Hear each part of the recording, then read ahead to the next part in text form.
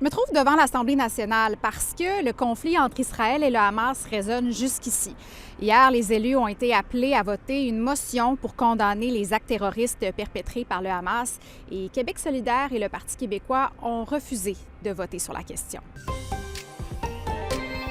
Québec solidaire a dit que le gouvernement Legault avait proposé une motion déséquilibrée. Il aurait fallu, selon eux, qu'elle fasse mention de la protection des civils palestiniens et qu'elle déplore les morts du côté palestinien aussi. De son côté, le Parti québécois voulait que la motion rappelle que la riposte d'Israël doit respecter le droit international et qu'elle condamne les violations du droit international de part et d'autre. D'ailleurs, mercredi midi, il va y avoir un rassemblement en soutien au peuple palestinien devant la Grande Mosquée de Québec. Et ça, c'est au lendemain d'une frappe qui a touché un hôpital de la bande de Gaza et qui a fait près de 500 morts. Depuis maintenant 3 mois, c'est possible de faire tester des échantillons de drogue pour éviter les surdoses mortelles. C'est la coopérative SAPSA en Basse-Ville de Québec qui a déployé un service mobile.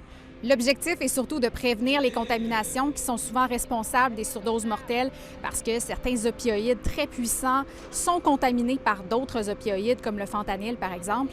Et l'analyse permet aussi de savoir si la drogue est coupée avec d'autres substances toxiques comme le nettoyant à poudre Ajax ou du poison à rats. C'est un service qui rassure les consommateurs de drogue aussi parce qu'ils n'ont plus à attendre 3 à 4 semaines pour avoir les résultats de l'analyse. Le tout se déroule sous leurs yeux en quelques minutes. Et je termine ma tournée du jour au monastère des Augustines parce que les archives du monastère sont officiellement entrées au patrimoine mondial de l'UNESCO.